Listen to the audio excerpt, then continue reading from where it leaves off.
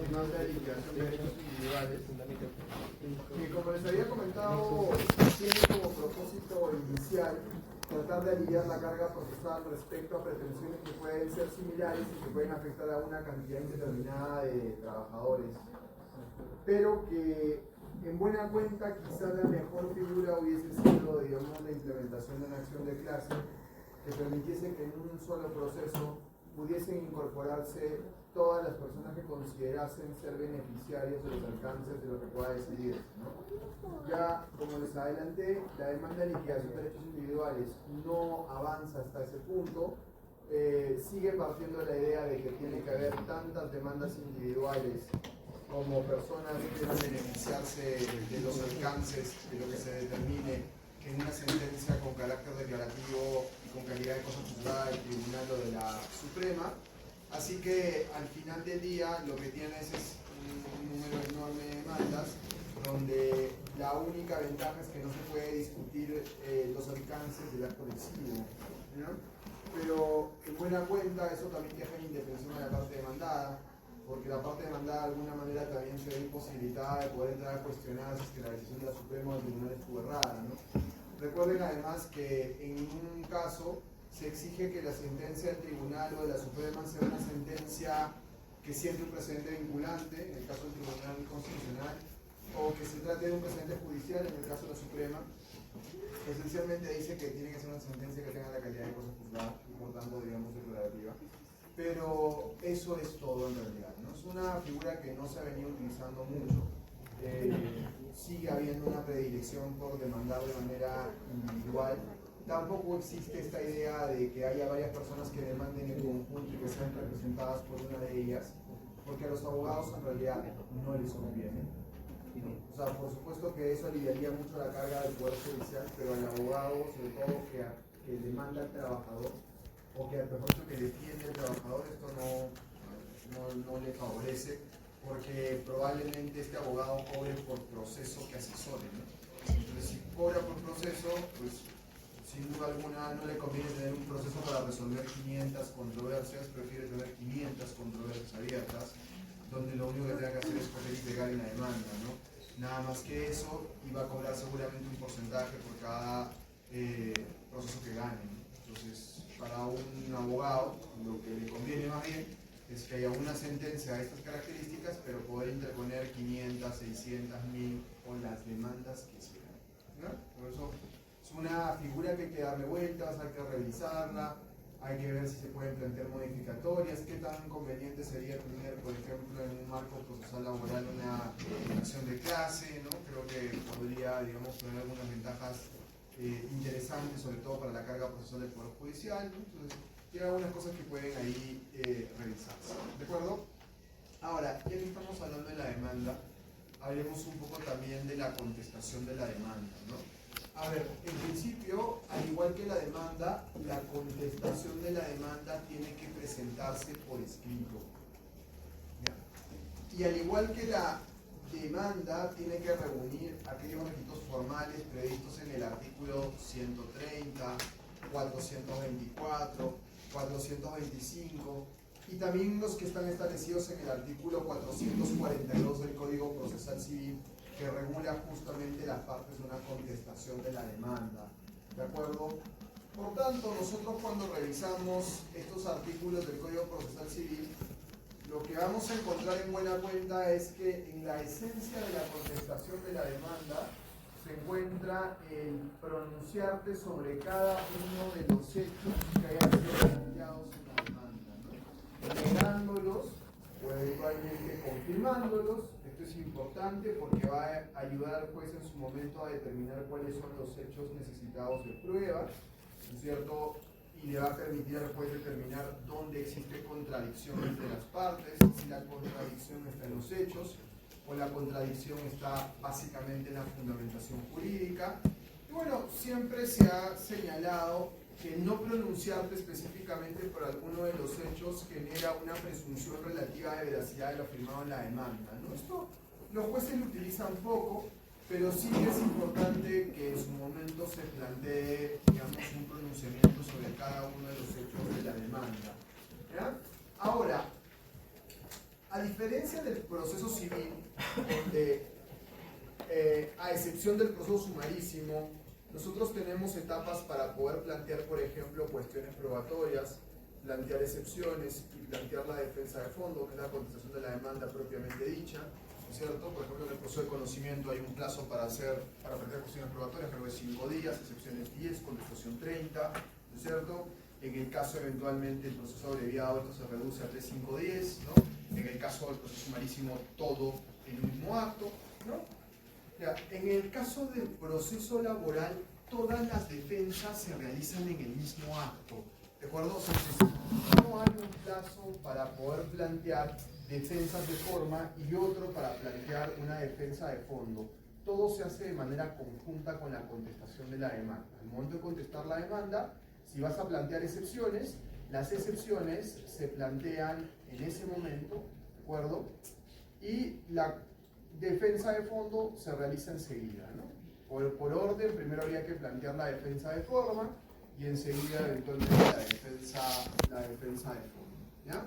Con un agregado adicional, ¿ya? Un agregado adicional. En el proceso laboral no se presentan cuestiones probatorias en la etapa de contestación de la demanda. Recuerden que las cuestiones probatorias son medios de defensa que han sido creados para cuestionar los medios probatorios, ¿de acuerdo? Y son de dos clases, tachas y oposiciones, ¿de acuerdo? Dependiendo del medio probatorio, digamos, de qué se trate, planteas tachas contra documentos y contra testigos, te opones a las exhibiciones, te opones a la declaración de parte, te opones a la declaración de testigo. El propio Código Procesal Civil, en sus artículos 300 y siguientes, va a establecer además, ¿no es cierto?, algunas características que deben reunirse para plantear una cuestión probatoria. Por ejemplo, en el caso de la tacha se sustenta básicamente en dos causales. Una tacha puede ser por nulidad, pero puede ser por falsedad, pero en todo caso hay que probar, ¿de acuerdo? Pero ¿dónde está la diferencia entre el proceso civil y el proceso laboral? Que en el proceso civil, si ustedes tienen el esquema del proceso civil en la cabeza, cuando tú planteas una cuestión probatoria, o sea, cuando tú planteas una tacha u oposición, lo haces respecto a un medio probatorio que no se ha incorporado al proceso todavía. Es decir, cuando tú tachas o te opones, te estás oponiendo o tachando un medio probatorio ofrecido, ¿sí? O sea, algo que la parte ha ofrecido, pero que el juez todavía no ha admitido. No sé si me siguen. Porque la admisión de los medios probatorios viene en un momento posterior. La admisión de un medio probatorio viene en una etapa que se llama saneamiento probatorio, ¿correcto? Entonces, claro, ¿qué es lo que pasa en el proceso civil? Tú puedes tachar cosas que de repente el juez ni siquiera va a incorporar al proceso, ¿no? O sea, puedes, digamos, tachar un testigo porque es el esposo de la demandante, ¿no? ¿Ya? Pero tú no sabes si en realidad esa persona va a ser incorporada o no al proceso porque todavía no hemos llegado a la etapa de saneamiento probatorio. La etapa de saneamiento probatorio vendrá luego la etapa de saneamiento procesal. Ahora lo vamos a ir viendo poco a poco. Pero en buena cuenta, ahí había un defecto en el proceso civil que es corregido por el proceso laboral. Porque el proceso laboral parte de la idea de decir, oye, pero ¿para qué cuestionas cosas que han sido ofrecidas pero no sean omitidas? ¿No? Entonces, ¿en qué momento yo puedo plantear una cuestión probatoria en el proceso laboral? Las cuestiones probatorias se formulan de manera verbal primero, o sea, son orales, esas no se escriben en ningún lado, ¿ya? Se formulan de manera oral y se formulan solamente contra medios probatorios que han sido admitidos. Vamos a ver más adelante que solo en el momento que el medio probatorio es admitido, el juez le corre traslado a la otra parte para que diga si va a plantear una cuestión probatoria. En ese momento, y en ese momento fundamentas tu cuestión probatoria. ¿Ya? Entonces, por esa razón, las cuestiones probatorias no van junto con la contestación de la demanda, como pasaría en el proceso civil, sino que tienen que formularse una vez que se han admitido los medios probatorios.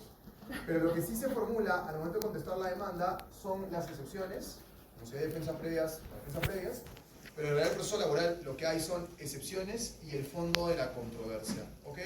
Todo en un mismo acto. Otro punto importante sobre la contestación de la demanda, sí, dale más. Doctor, las excepciones en el proceso laboral son las mismas que están previstas en el proceso civil. Exactamente, son exactamente las mismas, ¿no? Se aplica supletoriamente el Código Procesal Civil, así que son aquellas que están contenidas en los artículos 446 y siguientes del Código Procesal Civil, ¿sí? Son exactamente las mismas. No puedes. Recuerden, tu pregunta me permite además aclarar algo adicional, ¿no? Recuerden que no nos podemos inventar excepciones, ¿no? Todas las excepciones son las previstas en el Código Procesal Civil y solo esas se pueden plantear. No te puedes inventar una excepción innominada, ni mucho menos. Son solo esas las que se pueden plantear, ¿no? Pero en todo caso ya saben que las excepciones están destinadas a cuestionar la ausencia o presencia defectuosa de un presupuesto procesal o una condición de la acción. Pero son las del proceso civil. No hay ni más ni menos. ¿De acuerdo?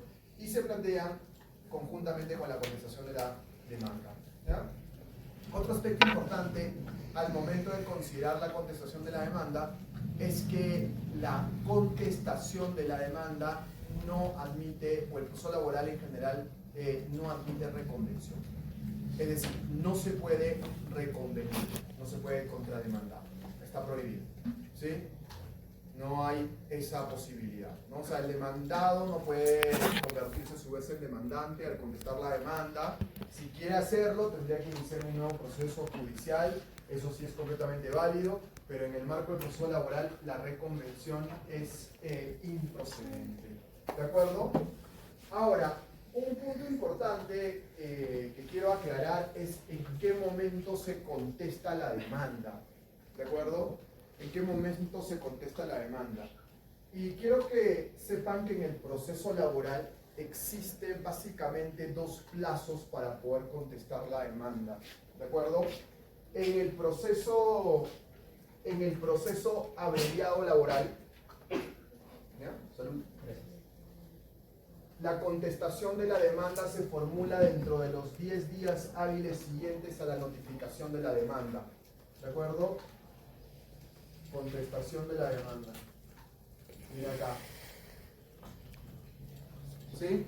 O sea, en el proceso abreviado laboral, la parte demandada tiene 10 días hábiles para contestar la demanda, contados a partir del día siguiente la notificación de la misma. ¿Correcto? En el proceso ordinario laboral, no sabemos. ¿Por qué? Porque la contestación de la demanda se formula en la audiencia. En una primera audiencia que se llama audiencia de conciliación. ¿Ya? ¿Y por qué les pongo que no sabemos? Porque la nueva ley procesal del trabajo lo que establece es que la audiencia de conciliación tiene que llevarse a cabo dentro de los 20 a 30 días hábiles siguientes a la fecha en que se admite a trámite la demanda. ¿Ya? O sea, entre los 20 a 30 días hábiles en que se admite a trámite la demanda, se lleva a cabo la audiencia de conciliación. Pero este es un plazo que puede ser cambiante. O sea, a ver, pueden ser 20, como pueden ser 25, pueden ser 30 o pueden ser más días porque depende de la carga procesal del juzgado. O sea, es posible, por ejemplo, que una demanda que te la han notificado hoy día en el proceso ordinario laboral te citen a una audiencia de conciliación, se me ocurre, el 16 de septiembre de este año. Entonces tendrás hasta el 16 de septiembre de este año para contestar la demanda. ¿Sí? Al límite contestas la demanda el día de la audiencia. ¿Estamos? Por eso es que el plazo es un poco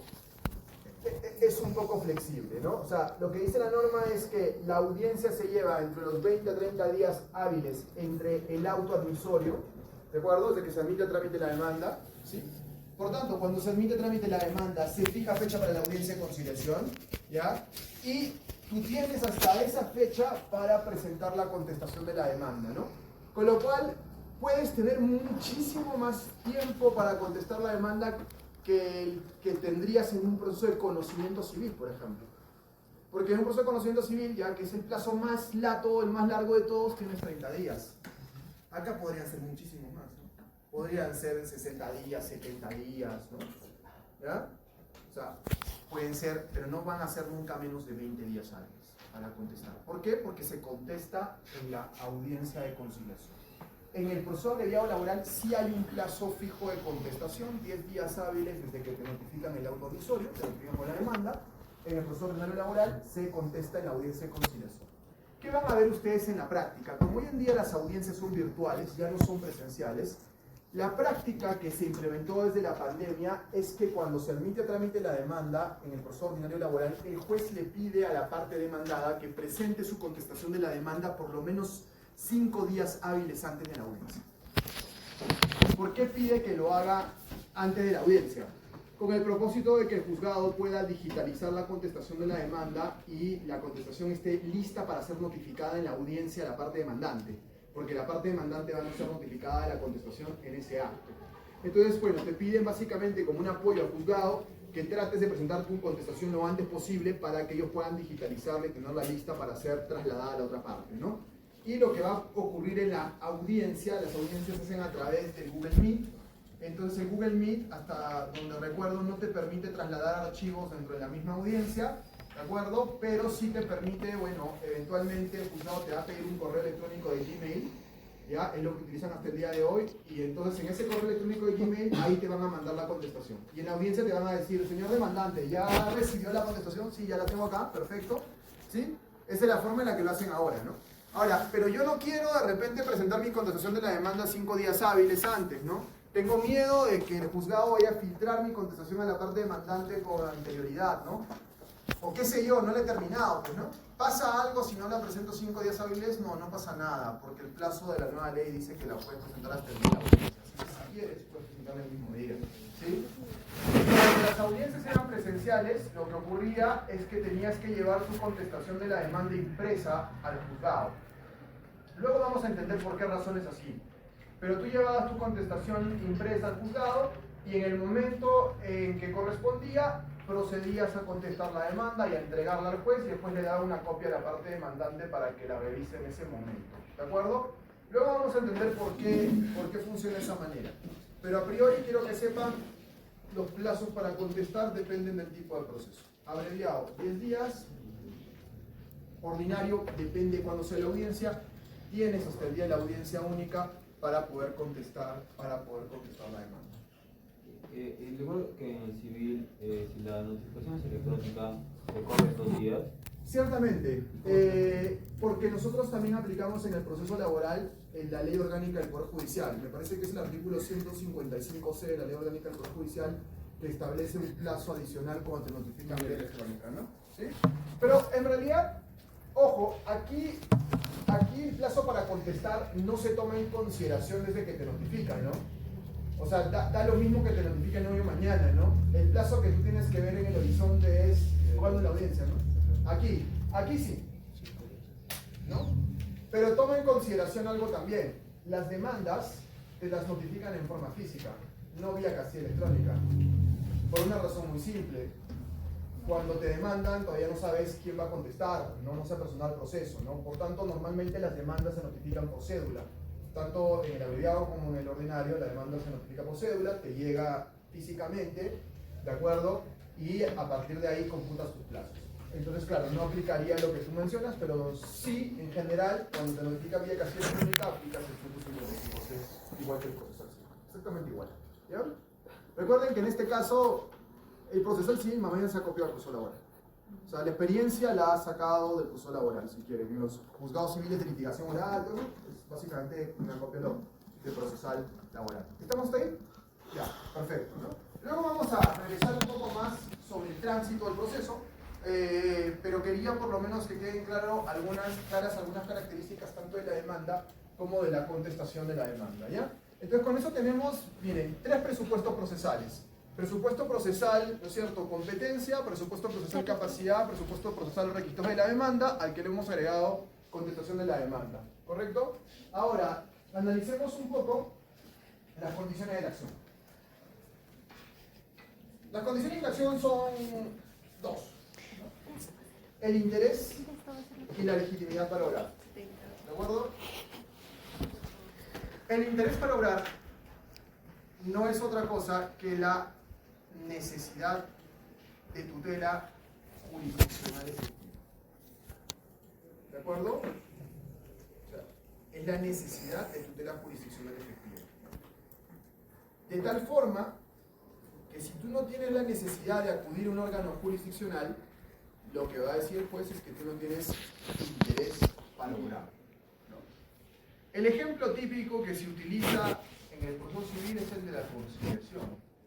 Siendo la conciliación obligatoria, ¿no es cierto? La propia ley de conciliación establece que si no se intentó la conciliación, el juez declarará preliminarmente improcedente la demanda por manifiesta falta de interés para obrar. Eso lo va a decir, no tienes interés para obrar. ¿De acuerdo?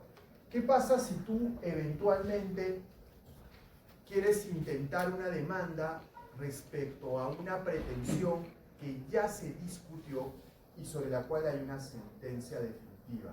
Es decir, hay una sentencia con el valor de cosa juzgada, ¿cierto? Probablemente la otra parte plantee una defensa de forma, una excepción, señalando que existe una ausencia de la condición de la acción llamada interés para obrar. Ya no tienes interés para obrar porque eventualmente, ¿no es cierto?, ya, digamos, el proceso fue solucionado. ¿De acuerdo? Pero ahora les pregunto algo.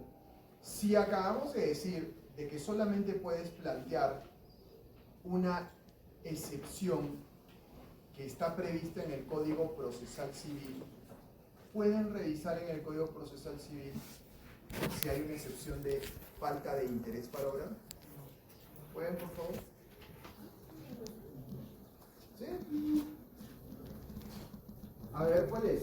¿Cuál es esa excepción a la que hacen referencia de falta de interés para obrar? ¿Cuál es? ¿En qué inciso está? A ver. Pues se me ha olvidado. Revisen su Código Procesal Civil, vamos a la parte de excepciones y veamos qué excepciones se pueden plantear y véame en qué literal está la excepción de falta de interés para obrar.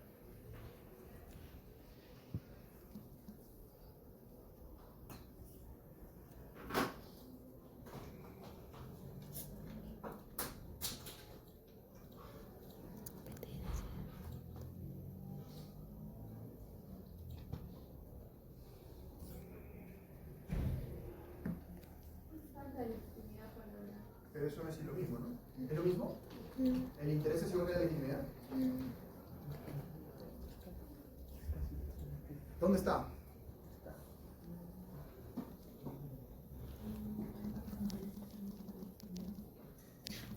A ver, hagamos este ejercicio. No hay, ¿no es cierto? Pero a ver, hagamos este ejercicio. Sí, a ver, vamos viendo, las excepciones sirven para denunciar ausencia o presencia defectuosa de presupuestos procesales o condiciones de la acción, ¿correcto? Si quiero cuestionar la competencia, ¿cuál utilizo? Incompetencia. Excepción de incompetencia. ¿Está? Sí, ahí está, ¿no es cierto? Si quiero denunciar la ausencia o presencia defectuosa del presupuesto procesal llamado capacidad, ¿cuál utilizo? Falta de capacidad de ejercicio. ¿Cuál es esa? Falta de capacidad. Falta de capacidad de ejercicio del demandante o su representante, ¿no? Fácil. Requisitos de la demanda. Oscuridad o ambigüedad en el modo de proponer la demanda, ¿no? ¿De acuerdo? Ahora vamos a la de legitimidad para obrar. También tiene nombre propio, ¿no es cierto? Excepción de falta de legitimidad para obrar, correcto. ¿Y el interés para obrar? ¿Podría ser de representación defectuosa o...? Yo creo que representación defectuosa o insuficiente sería capacidad. A ver, si quieren, díganmelas en orden y las vamos revisando. ¿Cuál es la primera? Incompetencia. Incompetencia. Bueno, se explica por sí sola. La segunda, Falta de capacidad. falta de capacidad. Esa es capacidad. Se explica por sí sola. La tercera, Representación de efecto. representación defectuosa o insuficiente. Capacidad también. La siguiente, Oscuridad. oscuridad o ambigüedad en el modo de proponer la demanda. Requisitos de la demanda, ¿no? Ya. ¿Cuál más? Falta de agotamiento de la vía. Cuando tú dices que no se ha agotado la vía administrativa, ¿qué estás diciendo? ¿Qué estás diciendo? Estás diciendo que no tienes necesidad de tutela jurisdiccional efectiva, porque falta que tu acto termine de ser cuestionado en la vía administrativa. La falta de agotamiento en la vía administrativa denuncia falta de interés para obrar. ¿No es cierto? Fíjense, ya. Excepción de falta de agotamiento de la vía administrativa sirve para denunciar ausencia o presencia defectuosa de interés para obrar. No tiene que decirlo, pero ya sabemos que ahí hay una que cuestiona el interés para obrar. ¿Cuál sigue? Ya está, se explica sola. ¿Cuál más? Litispendencia. Litispendencia, ¿qué es? Claro, exactamente. La litispendencia quiere decir que existe un proceso idéntico que se viene ya tramitando, donde hay identidad de partes. Mismo demandante, ¿no es cierto? Misma pretensión y mismo qué. ¿No? Mismas- Mismo interés para obrar. Por tanto, la litispendencia, ¿qué está diciendo? Que no necesitas tutela jurisdiccional efectiva porque tu proceso, tu conflicto ya está siendo atendido. Ya van dos que hablan sobre el interés para obrar. La excepción de falta de agotamiento de la vía administrativa. La excepción de litispendencia. ¿Cuál más sigue? Cosa buscada. ¿Qué creen que es cosa juzgada? Y una Cosa sentencia. juzgada significa que tu conflicto de interés ya fue resuelto de manera definitiva y que no se puede volver a demandar. O sea, el conflicto ya se ha resuelto. Entonces, ¿qué te están diciendo? Que careces de interés para obrar. Ya van tres para interés para obrar. ¿Cuál más? Desistimiento de la pretensión. ¿Qué es eso? Que ya renunció. ¿Qué significa desistirse de la pretensión? En términos procesales. Ya renunció. En realidad existe frente al desistimiento tres clases. El desistimiento de la pretensión, el desistimiento del proceso y el desistimiento de un acto procesal. ¿De acuerdo? El desistimiento de un acto procesal, como el desistimiento de un proceso de la pretensión, son actos unilaterales de la parte que los formula, ¿sí? Si son de la pretensión o del proceso, los hace la parte demandante, ciertamente. Pero el efecto del desistimiento del proceso es que el proceso termina, ¿correcto? O sea, yo me desisto del proceso, o sea, ya no quiero seguir con el proceso, ¿correcto? ¿Sí? Pero si yo me desisto del proceso, ¿no? Yo puedo volver a interponer una demanda mañana con la misma pretensión. ¿Por qué razón? Porque el desistimiento del proceso no afecta a la pretensión. ¿Correcto? Lo vamos a ver más adelante también. En cambio, cuando te desistes de la pretensión, el efecto de ese desistimiento es el mismo que el de la cosa juzgada. No podrás volver a interponer nunca más una demanda con ese petitorio y esa pretensión. ¿De acuerdo? Por tanto, el desistimiento que más afecta al demandante sería el de la pretensión, ciertamente. Por eso es que la excepción, ¿no es cierto?, de desistimiento de la pretensión va al interés para obrar también. Ya no necesitas tutela de jurisdiccional efectiva. ¿Sí? ¿Qué otro más hay?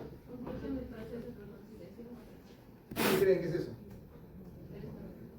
Por supuesto, si el proceso ha concluido por transacción o conciliación, quiere decir que eso tiene el valor de cosa juzgada y por tanto ya no puede haber un proceso sobre eso. Por tanto, eso también es interés para obrar. ¿Cuál más? Caducidad, ¿qué es eso?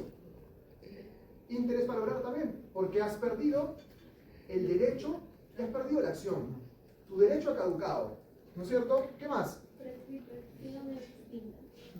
La prescripción extintiva, ¿no es cierto?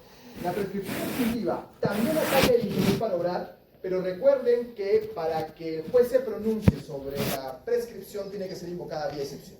Si no, el juez no puede fundar sus fallos en la prescripción de un derecho que fija no ha sido invocado. ¿Cuál más? Convenio arbitral, ¿qué es? La controversia ya se está celebrando. Bueno, o sea, Claro, se va a celebrar en la vía arbitral, pero ¿qué estás denunciando? ¿Ausencia de qué? Interés para obrar. Porque están diciendo, tú no necesitas tutela jurisdiccional efectiva, tú has escogido la vía Árbitro. arbitral, excepción de convenio arbitral. ¿Cuál otra? Falta de representación legal o de apoyo por capacidad de ejercicio restringida del demandante o de su representante, ¿de acuerdo? Ya eso es capacidad, ¿no es cierto? ¿Cuál otra? Ahí estamos. Entonces, primero, algo para que no se olviden nunca, no existe en el listado de excepciones del Código Procesal Civil una excepción de falta de interés para obrar. Eso no existe, ¿no? Si les preguntan eso y dicen sí, por supuesto, pues los agarran redonditos, ¿no? ¿No es cierto? Lo que sí hay es una excepción de falta de legitimidad para obrar. Eso sí hay. Pero al mismo tiempo, si se habrán dado cuenta, la mayor cantidad, invitarás, ¿no, Mauricio?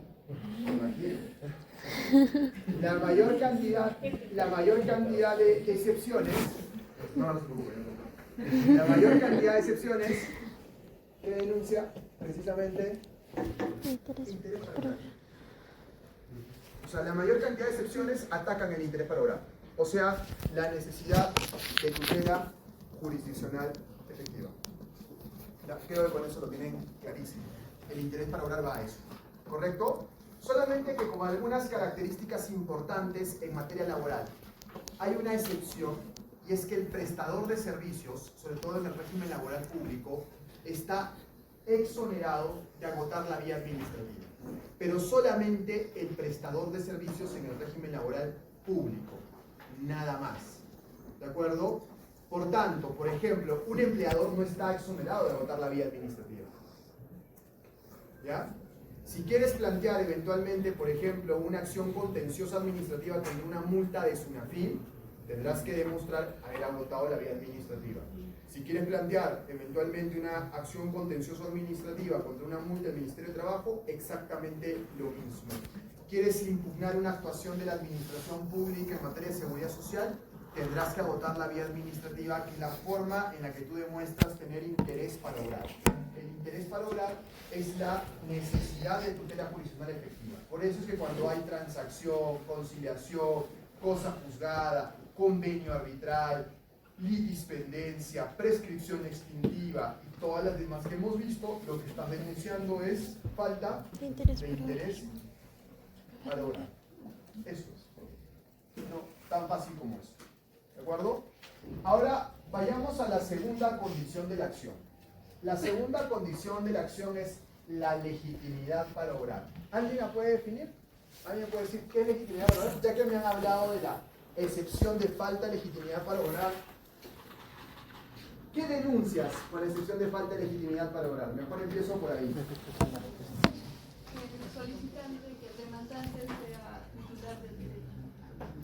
Ya, que el demandante sea el titular del derecho, me parece bien, ¿no es cierto? Y respecto al demandado,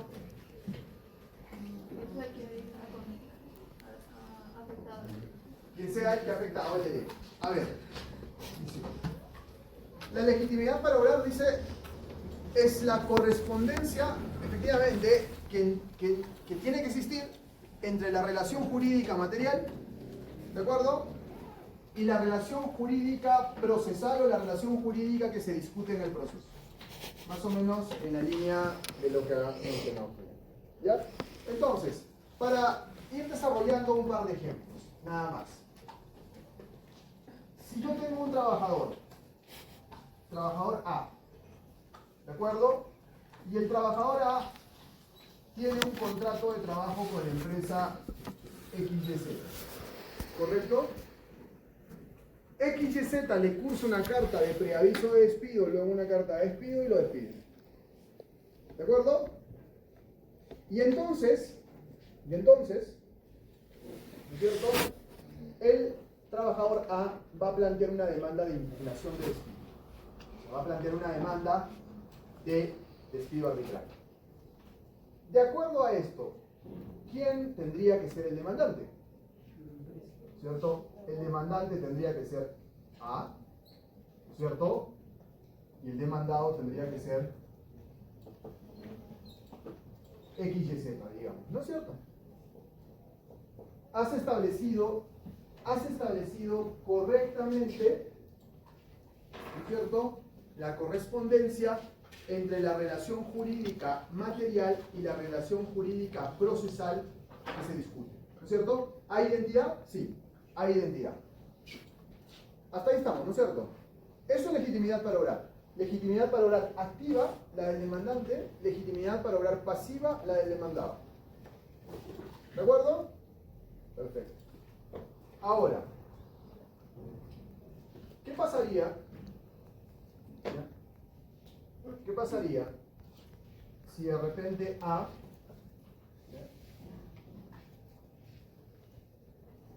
tiene un contrato de trabajo, digamos, con XYZ? ¿Ya? Nuevamente. ¿De acuerdo? XYZ forma parte de una holding, no sé, holding A, igual, un grupo económico, no sé, una holding, y él quiere reclamar el pago de horas extras, o sea, no le han pagado horas extras, ¿de acuerdo? Y al momento de entablar la demanda, A aparece como demandante, ¿de acuerdo? Pero en lugar de demandar a su empleador, demanda a A. ¿Correcto? ¿Sí? O sea, el demandado termina siendo no su empleador, sino termina siendo, si quieren, la holding. ¿Ya? Entonces, la holding, para ser más claros, podría demandar eventualmente o podría plantear una excepción de falta de legitimidad para obrar pasiva, es decir, yo no soy el titular de la relación jurídica que se discute.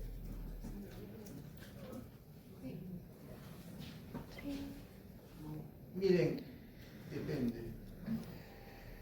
Porque ¿qué pasa? Y acá quiero entrar en materia. ¿Qué pasa si él dice, a ver, en su fundamentación de hecho de la demanda, él dice, yo demando a la holding A, que si bien no es mi empleador, para mí es solidariamente responsable con mi empleador XYZ por el pago de esas horas extras. Por tanto, yo pienso que debo demandar a la holding AA. ¿Estamos? Entonces, si eso es lo que dice el demandante, escúchame bien, la holding no va a poder decir, pero yo no soy su empleador. ¿De acuerdo? Y por tanto voy a plantear una excepción de falta de legitimidad para obrar pasiva. Yo no soy el titular de la relación jurídica que se discute en este proceso. ¿De acuerdo? ¿Por qué razón? Porque él te está sindicando como parte de la relación jurídica procesal. O sea, el demandante está diciendo que te está demandando a ti, no porque sea equivocado, sino que está demandando a ti porque piensa que tú eres el titular. Entonces, ¿por qué es importante esto? Porque si es que la holding plantea una excepción de falta de legitimidad para obrar pasiva, el juez la va a desestimar, porque va a decir la relación jurídica está correctamente entablada. O sea, él está diciendo, el trabajador está diciendo que tú eres solidariamente responsable. Pero yo no soy solidariamente responsable, no sé dónde se habrá inventado eso. Ah, eso se discutirá no vía excepción, sino que se va a discutir ya en el fondo de la controversia. ¿De acuerdo? Se va a discutir en el fondo de la controversia. No sé si me dejo entender. ¿Ya? Miren, tengo un caso que es un poco más evidente, ahorita lo estoy viendo, que puede un poco aclarar este panorama, ¿no? Tengo un sindicato, ¿ya? Sindicato A, que ha interpuesto una demanda contra el sindicato B, conflicto intersindical, y también ha demandado al empleador. O sea, la empresa también está demandada. ¿Ya? O sea, él ha interpuesto una demanda contra el sindicato B y contra la empresa para el reconocimiento de unos derechos planteados en un convenio colectivo. ¿Ya? Parecido al caso que ustedes están viendo, siendo, digamos, el mayoritario, que sí, ¿no? Pero ¿qué es lo que ha ocurrido? Que cuando hemos comenzado a revisar la demanda y hemos comenzado a ver los hechos, resulta que en toda la demanda, y porque la empresa también conoce los hechos, en realidad el problema no es con él. O sea, el problema es con otro sindicato. O sea, ¿qué ha pasado? Se ha equivocado. Pero no se ha equivocado, ojo, solamente de nombre, ¿eh? Ha puesto correctamente el RUC del sindicato, lo ha identificado muy bien. O sea, al momento de hacer el emplazamiento, todo indica que está demandando a él, ¿correcto? Pero cuando leemos los fundamentos de hecho, en todos los fundamentos de hecho, hace referencia a que el problema lo tiene con C. Y es más, en los medios probatorios que ofrece, lo que ofrece como medio probatorio son los convenios colectivos con C. ¿No? Entonces, en este caso, digamos, B puede plantear una excepción de falta de legitimidad para obrar pasiva. O sea, puede decir, yo no soy el titular de la relación que se discute en este proceso. Por supuesto que sí. Porque no hay un correlato entre los hechos que tú narras, si quieres, o la teoría del caso que estás desplegando, y quiénes aparecen como demandantes y demandados. ¿De acuerdo? Ahora, digamos, otro caso, ¿ya? Trabajador A,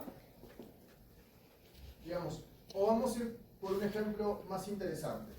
Tengo una empresa usuaria, ¿no?, que ha contratado los servicios de una empresa contratista, ¿de acuerdo? Esta empresa contratista tiene a su trabajador, ¿correcto? Y este trabajador ha sido desplazado a la empresa usuaria.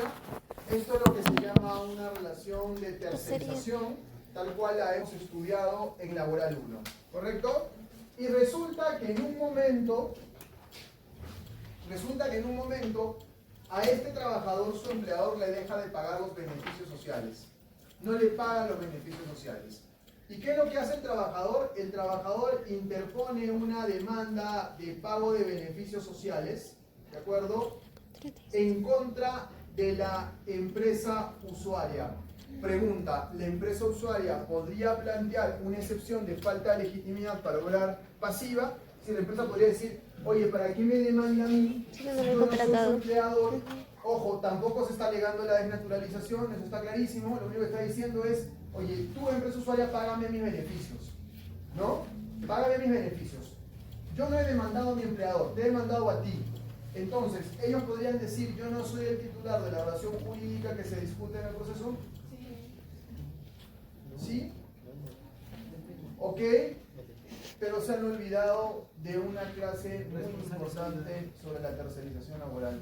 En la tercerización laboral, la empresa usuaria es solidariamente responsable con la empresa contratista del pago de los beneficios sociales. Y en la solidaridad, todos son deudores de todos, ¿no es cierto? Sí. ¿Tienes que demandar a los dos? No, a cualquiera. Tú demandas a quien quieres. Tú demandas a quien quieres. Luego, él ejercerá su derecho de repetición contra quien debe, pues, ¿no?, que es su empleador. ¿Pero podrá demandarlo? Sí. Es más, en la tercerización es muy común. Es decir, el contratista dice, ¿quién tiene la plata?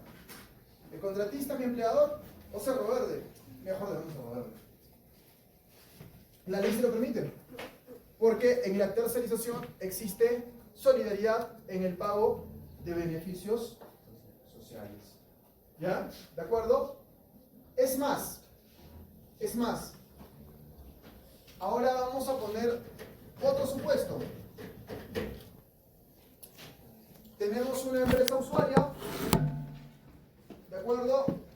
Tenemos una empresa contratista, tenemos un trabajador vinculado con un contrato de trabajo desplazado. Tenemos nuevamente una figura de tercerización, como lo hemos visto acá. Pero aquí el trabajador quiere plantear una demanda, de desnaturalización. Es decir, quiere que un juez, aplicando el principio de la primacía de la realidad, considere que en realidad es trabajador de la empresa usuaria y no trabajador de la contratista. ¿A quién tiene que demandar para entablar correctamente la relación jurídica procesal? ¿A ambos o solo a uno? O sea, ¿tiene que demandar a la empresa usuaria más la empresa contratista o solo a uno de ellos? A la contratista. En realidad, digamos, hasta el año pasado, hasta inicios del año pasado, lo normal era demandar a ambas. ¿De acuerdo? La Corte Suprema ha establecido que ya no es necesario demandar a ambas, solo necesitas demandar a la empresa usuaria. Es decir, si vas a pedir la desnaturalización de la tercerización, bastaría que demandes a la empresa usuaria y que la empresa usuaria se defienda y que vaya y que busque a la contratista y le diga, dame todos los papeles que acrediten que en realidad esto no se ha naturalizado, pásame todos los correos de órdenes que le has mandado, ¿sí? Entonces, en buena cuenta, la legitimidad para obrar pasiva o activa tiene que ver con la exacta correspondencia que tiene que existir entre la relación jurídica sustantiva que alegas, o sea, el cuento que desarrollas en tu demanda, la teoría del caso, y la relación jurídica procesal que entablas. ¿De acuerdo? Porque si yo digo, te voy a demandar a ti porque tú has sido mi empleador, y tú dices, pero yo nunca te he visto en mi vida, ¿no es cierto? No vas a poder defenderte vía una excepción. Claro, en su momento probablemente ganes la demanda cuando se acredite que en verdad nunca fuiste su empleador, ¿sí? Pero la legitimidad para obrar simplemente tiene que ver con la correspondencia entre lo que narras y a quién demandas. Es decir, si él dice que tú eres su empleador y te demanda a ti, la relación jurídica está válidamente entablada. Ya tendrás que discutir en el fondo que no eres su empleador, ¿de acuerdo? De eso se trata la legitimidad para obrar. Activa, la que tiene el demandante; pasiva, la que tiene el demandado. Por eso existe una excepción, digamos, con nombre propio, que es la excepción de falta de legitimidad para obrar. De hecho, está considerada como una de las excepciones más complejas, ¿de acuerdo? Más complejas de todas. Por ejemplo, en el Código Procesal del Trabajo chileno, los jueces pueden reservarse la resolución de esta excepción casi siempre para la sentencia. En cambio, pues una excepción de incompetencia se puede resolver en un minuto, ¿no? Una legitimidad para obrar suele, digamos, traer este tipo de dificultades. ¿De acuerdo? Esa es la legitimidad para obrar. Ahora, la nueva Ley Procesal del Trabajo ha desarrollado algo que se llama legitimidad para obrar especial. ¿Ya? ¿En qué consiste esa legitimidad para obrar especial? En que, no siendo titular de la relación jurídica que se discute en el proceso, no siendo tú el titular, ¿no?, ni como demandante ni como demandado, la ley te activa o te autoriza a convertirte en demandante. ¿Ya?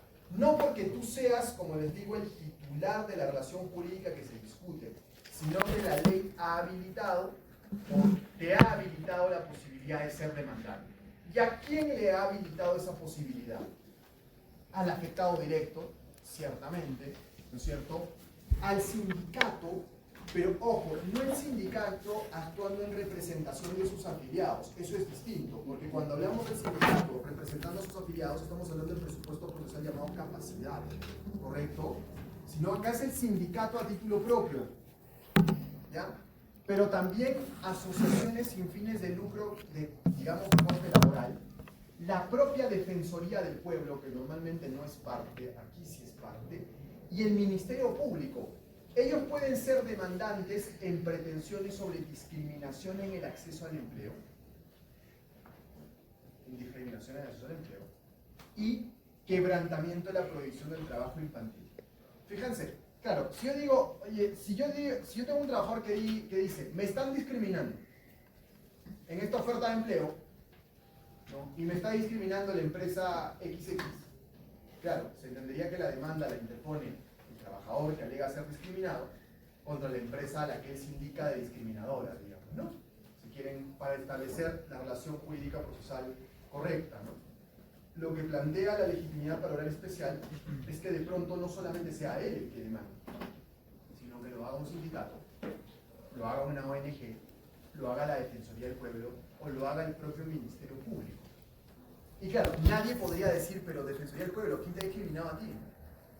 O sea, si contigo no es la cosa, sino lo que va a decir la Defensoría del Pueblo es que a mí la ley me ha dado una legitimidad para obrar especial. O sea, sin yo ser el titular de la relación jurídica que se discute en estos casos, quebrantamiento de trabajo infantil, trabajo forzoso, discriminación en el acceso al empleo, la ley me ha dicho que yo puedo demandar. Eso se llama legitimidad para obrar especial. Y el sindicato también. Pero, ojo, nuevamente, no el sindicato actuando en representación de sus afiliados, sino el sindicato defendiéndose, digamos, planteando una demanda solo, ¿sí?, a título propio, si quieren. ¿Estamos hasta ahí? Y esa legitimidad para obrar especial se extiende también a otro supuesto. ¿Por acá? A los supuestos de afectación a la libertad sindical, negociación colectiva y huelga, o a supuestos de seguridad y salud en el trabajo. ¿Ya? Entonces, en estos casos también puede demandar cualquier trabajador, sea el afectado o no, cualquier trabajador, el sindicato directamente, no representación de sus afiliados, sino directamente, cualquier otro representante de los trabajadores, por ejemplo, los delegados sindicales, o incluso hasta un comité de seguridad y salud en el trabajo. Ojo, en temas de seguridad y salud en el trabajo, claro. ¿No? Entonces, claro, esta legitimidad para obrar especial, repito, es una habilitación especial de la ley procesal para ciertos sujetos para que ellos puedan convertirse en el titular de la relación jurídica que se discute en el proceso. sin serlo necesariamente, porque ni el sindicato, ni la ONG, ni el Ministerio Público, ni la Defensoría del Pueblo son los discriminados, no son los que han sido afectados con el tema de la libertad sindical, la negociación colectiva o la huelga. Sin embargo, existe esta posibilidad, y a esto se le llama legitimidad para obrar especial. Doctor, ¿qué es CSST? Comité de Seguridad y Salud en el Trabajo. El Comité de Seguridad y Salud en el Trabajo es un ente paritario que tiene que formarse obligatoriamente en todas las empresas que tienen más de 20 trabajadores y que dentro de sus funciones está vigilar e investigar los casos de accidentes de trabajo, ¿no? El Comité de Seguridad y Salud en el Trabajo está formado por representantes de los trabajadores elegidos en votación universal. Esa elección la organiza el sindicato, ¿no? Y representantes del empleador, del personal de dirección de confianza. Mínimo 4, máximo 12, ¿no? Porque tiene que ser paritario siempre, ¿no? Entonces, o 2-2, o 3-3, o 4-4, 5-5, o 6-6, hasta 12-12 pueden llegar a ser, dependiendo del número de trabajadores de la empresa, ¿ya? Pero ese es el comité. Y el comité podría tener legitimidad para obrar activa para poder demandar casos sobre afectación a seguridad y salud en el trabajo. ¿De acuerdo?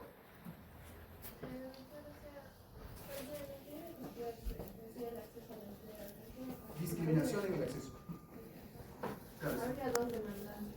O sea, tanto el que se discrimina como... O sea, si lo hace el discriminado, no tendría necesidad de intervenir nadie más.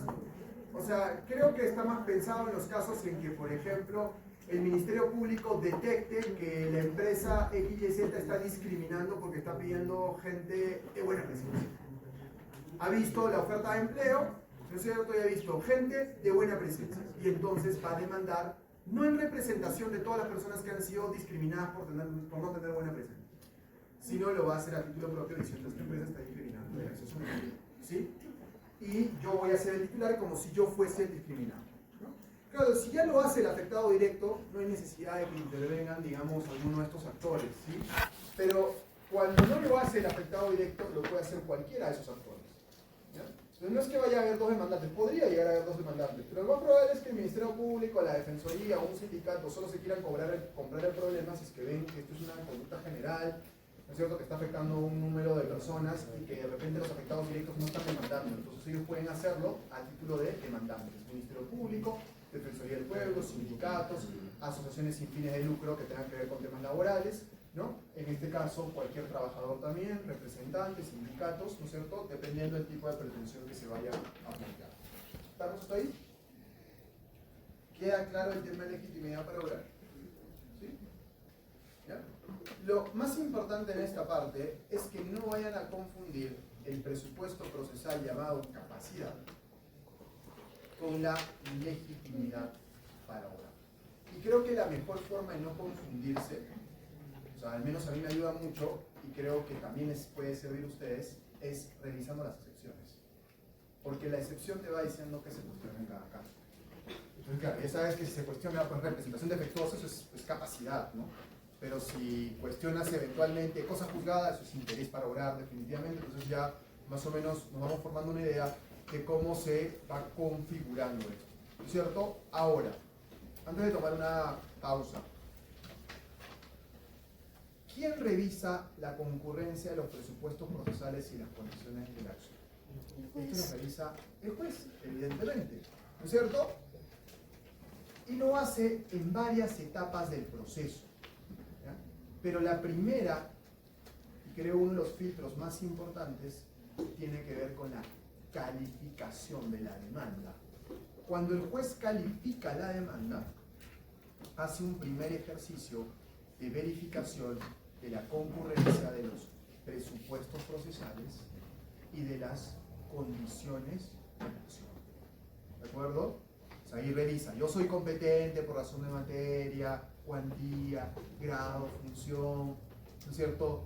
Las partes tienen capacidad para demandar, ¿no es cierto?, para ser demandados. La demanda reúne los requisitos formales del artículo 130, 424, 425 del Código Procesal Civil, ¿no es cierto? Advierte, digamos, de que hay interés para obrar, advierte que hay legitimidad para obrar, y lo que hace es admitir a trámite la demanda, ¿no es cierto?, y correrle traslado a la parte demandada para que luego pueda la parte demandada contestar la demanda.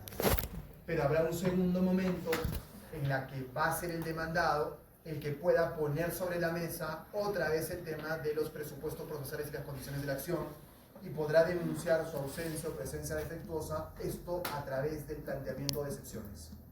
¿No es cierto? Y habrá un tercer momento en que el juez va a tener la oportunidad de volver a ver presupuestos procesales y condiciones de la acción, y ese tercer momento será de cara al momento en que resuelva las excepciones. ¿De acuerdo? Que corresponde a una etapa del proceso en general que se llama saneamiento procesal. ¿No es cierto?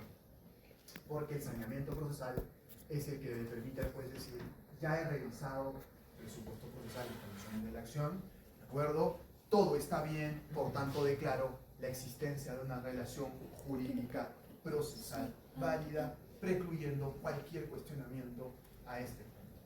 Ya. Ese invento es del Código Procesal Civil del año 1993, la institución del despacho saneador o del saneamiento procesal. Tanto así que en las primeras versiones del Código Procesal Civil, digamos la versión original, había 3 audiencias en un proceso de conocimiento: la audiencia de saneamiento, la de conciliación y la de pruebas, ¿no? Hoy en día ya no existe la audiencia de saneamiento, pero sí en el proceso civil se emite una resolución de saneamiento, ¿no? Claramente, el juez tiene que resolver las excepciones, porque no te sirve de nada, ¿no es cierto?, llevar un proceso hasta la sentencia, si es que en la sentencia el proceso se va a caer por un presupuesto procesal o una condición de la acción, ¿no? Parece algo muy formal, pero en el marco de un proceso es muy importante que el proceso camine correctamente, porque si no en cualquier momento esto puede ser materia de una nulidad y todo lo avanzado retrocede pues a foja cero, ¿no? Entonces el juez tendrá la oportunidad de revisar presupuestos procesales y condiciones de la acción hasta en 3 oportunidades, ¿de acuerdo? La primera al calificar la demanda, la segunda oportunidad en el momento en que resuelva las excepciones, y en tercer lugar, en el momento mismo de la sentencia. ¿Estamos? De hecho, sobre eso vamos a conversar un poco más luego de una pausa, ¿ok? Nos tomamos unos, yo creo que hasta las 8:10, 8:12 y seguimos. ¿Ya? Ese Alvarito. Sí he visto. ¿No dice los últimos mensajes? Pero, a ver, lee todo.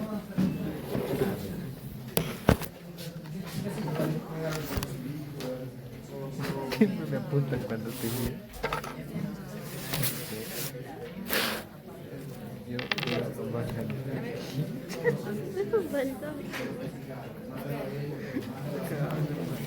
Oigan, ayer para ver eso.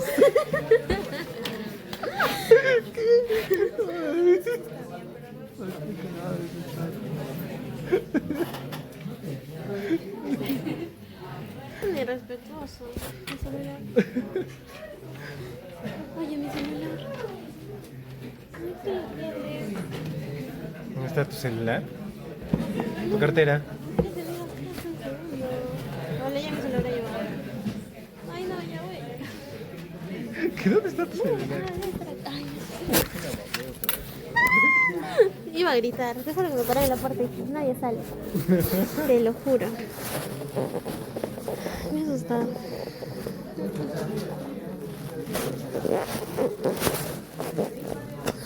No sé de una parte, que no va a hacer.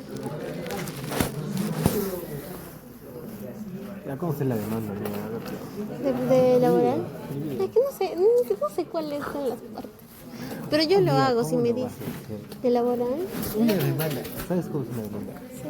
Ya, ¿qué partes tiene? ¿Pero qué ha dicho el doctor que hagamos? Primero es la demanda, después ya tiene que ver la contestación con la audiencia. Ya, la demanda tiene el folio,